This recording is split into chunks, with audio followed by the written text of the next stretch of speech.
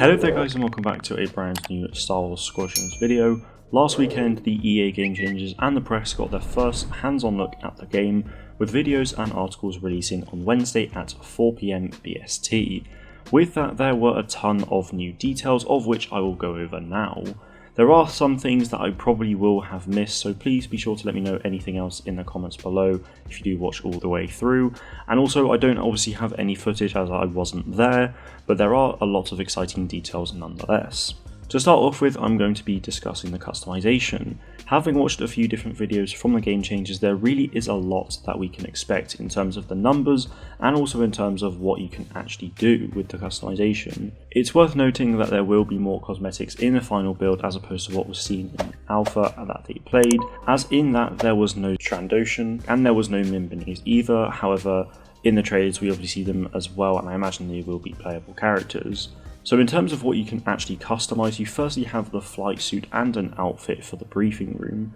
With the briefing room outfit you can change your top, gloves, trousers and head, and I assume this is only seen in the briefing room itself and nowhere else. Then you also have the flight suit, which I imagine is a full body outfit, which you can also change your heads and helmets. With the characters there are also emotes that can be used within the briefing room, some of which are seen in Battlefront 2, many of them are brand new however, and you also have victory poses at the end of the match and different voices to choose from. You can also customize the interior and exterior of your starfighters as well. With the exterior you have a skin that will obviously cover the starfighter, some of which are extremely eccentric. For example, there is an X-Wing that almost looks like it's out of the Tron universe, and some being a bit more realistic to the canon with the likes of Saw Gerrera's Partisans, Blue Squadron, Green Squadron and many more. Obviously I just said about being more realistic to the canon, it's just kind of more what we've seen. Obviously every skin in this game will be canon like Battlefront 2. For the exterior you also have decals which can be placed on your starfighter in a certain way. For the TIE Interceptor for example, the decal will go in the middle part of the wing, probably on both sides. Some of the decals in the game include the Sith Eternal logo, Vader's helmet, Alphabet Squadron, Ewoks, Phoenix Squadron and much more. As for the interior of the ships, there are three things you can customize. There's obviously the Ewok bobblehead for the New Republic, which also includes a Tauntaun plush, a Luke Skywalker toy and more. And for the Empire you also have a Protocol droid head, a light up Vader toy and more. So obviously it's not just bobbleheads, there are loads of different kind of toys and stuff, which is really cool. There are also holograms as well. For the New Republic you have a galaxy map, a photo of a pilot that is drawn by Sabine Wren. I think they went MIA, and obviously there are many others. And with the Empire for example you have the likes of Darth Vader and even a kill count as well as many others. The last piece of interior customization is the keychains that hang from the cockpit. With the New Republic we get to see the likes of a Millennium Falcon carved out of wood, Death Star remains as well, a Crate Crystal and more.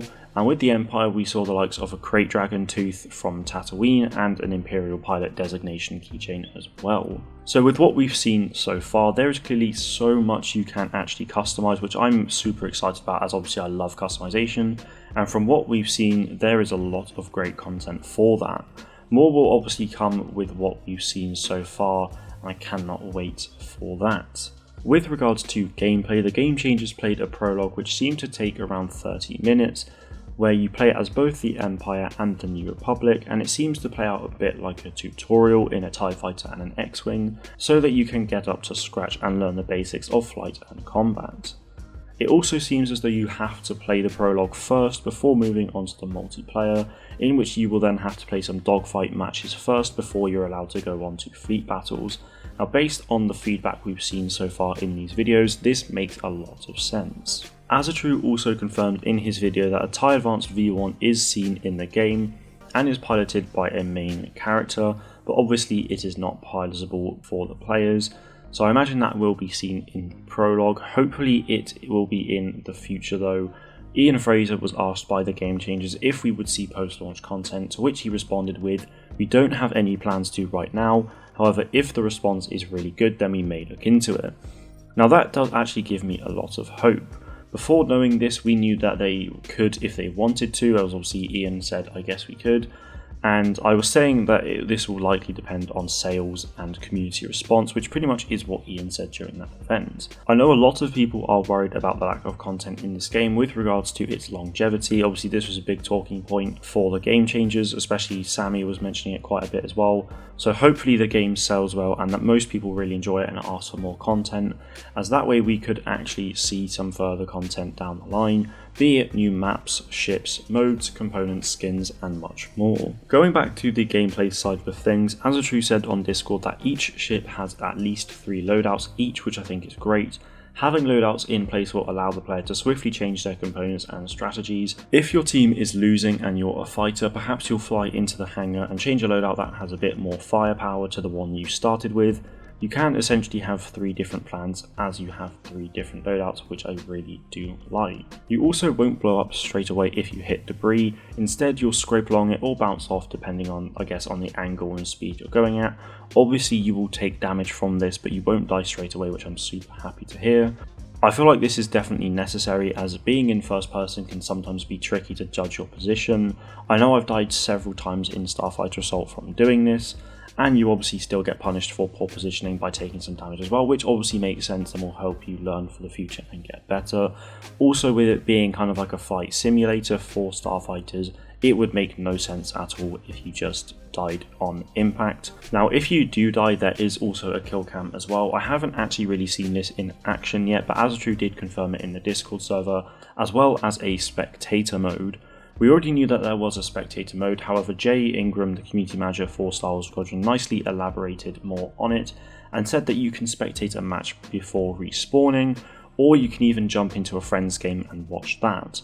So for example, if I'm streaming the game when it comes out and my squad is full, we got 5 versus 5, you can still join my match and spectate it from there. The spectator mode seems to have plenty of different angles and settings, however I'm not sure what they are exactly right now, but I really do love the fact that we do get this spectator mode. It hasn't been said that there will be private matches. I'm pretty sure they actually don't have plans to right now. I could be wrong, but I'm pretty sure that's what has been said, which really is a shame. I'm hoping that we do get post-launch content for this game and that they do go to add private matches, because that way we can actually have proper tournaments set up in place. I know Battlefront Duels are really looking to do some Squadrons-based tournaments, so do keep an eye out for that. Obviously, with it being part of Wayfinder, I will do a lot to help promote the tournaments and stuff like that when they happen, but do keep an eye on those. There are probably still a ton of details that I missed in this video, and like I said at the start, please do add anything you have to add in the comments below. As of today, as me recording this and obviously releasing this video, we are 70 days away from launch, so we are very, very close now. I am incredibly excited for this game and I cannot wait for October 2nd. That is it from me today, guys. Thank you all very much for watching, and may the force be with you always.